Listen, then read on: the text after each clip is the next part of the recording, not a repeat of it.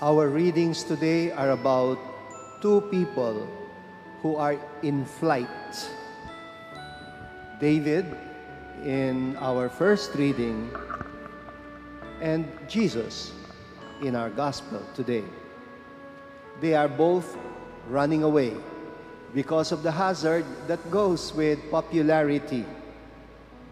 Mark tells us Jesus even had an escape boat ready whenever the crowd began to build up. He could not stop people from coming to him from everywhere, wanting to listen to him, wanting to touch him. And that explains, why Jesus preferred the lake shore as the venue for his teaching and healing sessions. Whenever people got unruly, he had the whole lake behind him as exit routes. As long as there was an escape boat waiting there, ready to whisk him away so that the crowd would not crush him. The other person who is running away is David.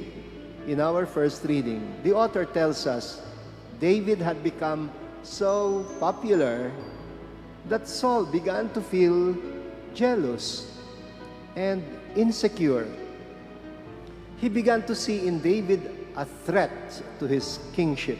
In fact, he verbalizes his feeling when he says about David, all that remains of him, or all that remains for him, is kingship. And so now he is planning to kill him. You see, Saul wanted to build a political dynasty and make sure na yung anak niyang si Jonathan would succeed the kingship after him. Unfortunately for Saul, his son Jonathan had a good heart. Para bang siyang si David din, he was not interested in power. And what Jonathan saw in David was a selfless man who was always ready to serve his people and even willing to put his life on the line, ika nga, like he did in our reading yesterday when he volunteered to fight Goliath one-on-one. Well, Jonathan did not see David as a threat. He saw him rather as a friend and an ally. And so he did his utmost best to protect David from his own father. What the escape boat was to Jesus, that was what Jonathan was to David. He was there to save him from being crushed by the weight of his father's jealousy and insecurity. I don't think it mattered at all to Jonathan that he was not going to succeed his father's kingship.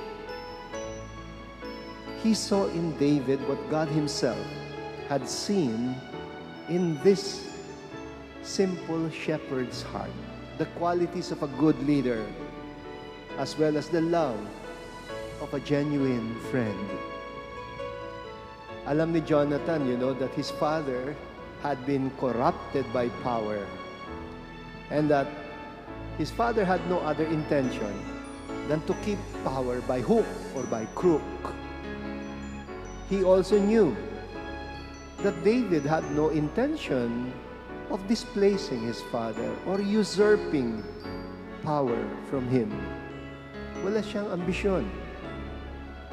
He was only sincerely concerned about the welfare of the Israelite nation, which he served with dedication and integrity.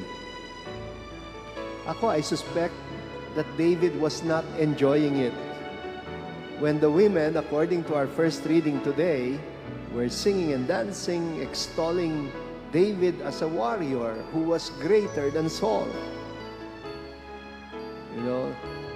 They shouted and said, Saul killed 1,000 while David 10,000, Nainggit tuloy si Saul. I think, therefore, that it was not just Saul that David was running away from. He was also running away from what I call ego massage, that a position of popularity was giving him. St. Mark tells us it was pretty much the same with Jesus, and the way Jesus dealt with the evil spirits, because the evil spirits were also trying to give him an ego massage, extolling him in public, calling him the Son of God. Did Jesus enjoy it? Well, instead of saying more, Jesus told them, "Shut up. Tumahimik kayo dyan." Kuminsan talagang dapat pagsabihan ng ganyan ng mga flatterers. Shut up. I hope you see now why I said Jesus regarded only one person as his enemy, si Satanas.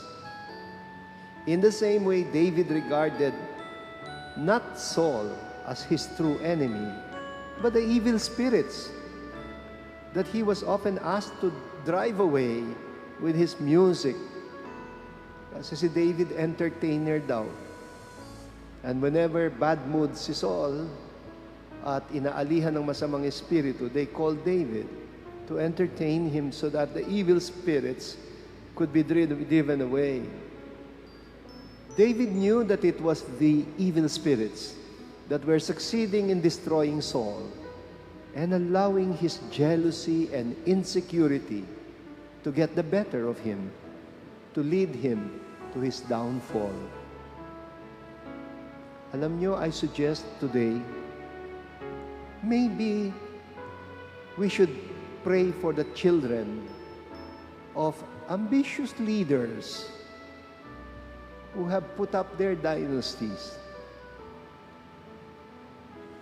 The children who still have some decency left in their hearts, hopefully like Jonathan.